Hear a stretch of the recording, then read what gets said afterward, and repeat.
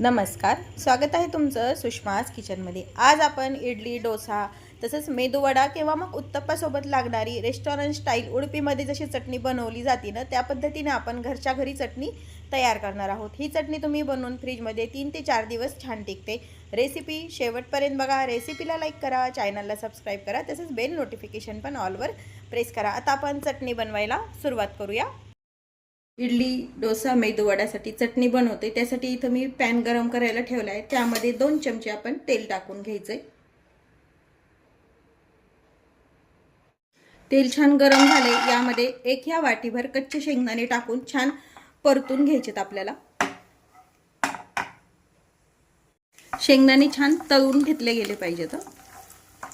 यामध्ये वापरलेल्या तेलाचं प्रमाण तुम्ही कमी जास्त पण करू शकता।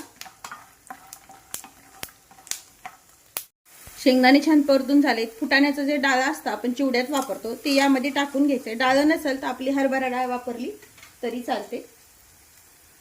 2 मिरच्या कट केलेल्या हिरव्या, अर्धा इंच आल्याचे तुकडे टाकून घ्यायचे। 1 चमचाभर उडदाची डाळ आणि हे सर्व जिन्नस छान भाजून घ्यायचे।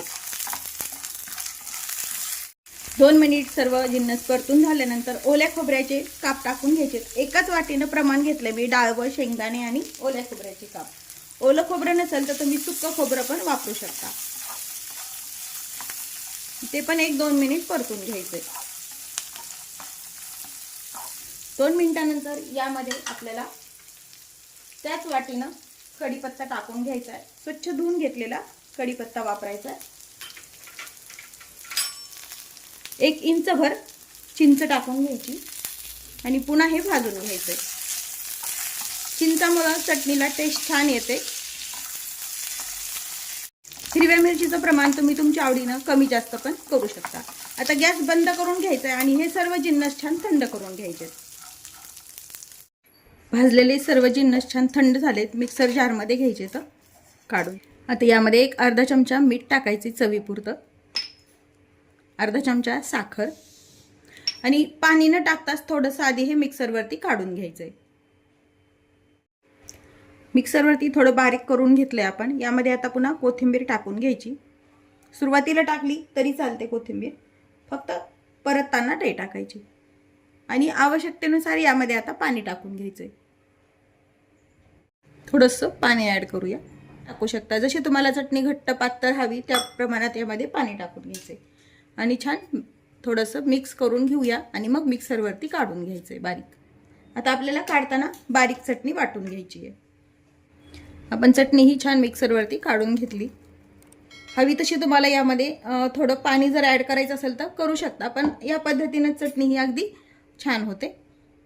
आता चटणीला छान तडका द्यायचा आहे। मी ज्या पॅन मध्ये आपण हे सर्व जिन्नस परतून घेतले होते त्यामध्येच थोडंसं 2 पळी तेल टाकून घेतली। तुम्ही छोटा पॅन पण वापरू शकता तडका देण्यासाठी। 2 पळी तेल टाकून घेतले आपण। तेल छान गरम करून घ्यायचं। यामध्ये 1 छोटा चमचा मोहरी टाकून घ्यायची। मोहरी छान तडतडत आली की जिरं टाकून घ्यायची त्याच चमच्याने। जिरं आणि मोहरी छान तडतडली की उडदाची डाळ जी आपण शिल्लक ठेवली होती ना ती 1 चमचा टाकून घ्यायची। लाल मिरची कट करून टाकायची आणि हे थोडंसं 2 मिनिट परतून घ्यायचे। डाळ व्यवस्थित लाल करून घ्यायची आपल्याला।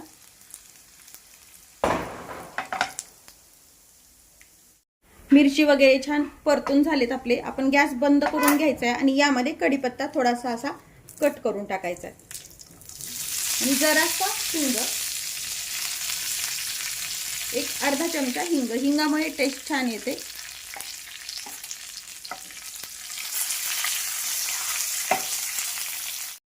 तयार केलेला तडका यावरती टाकून घ्यायचा आपल्याला चटणीवरती।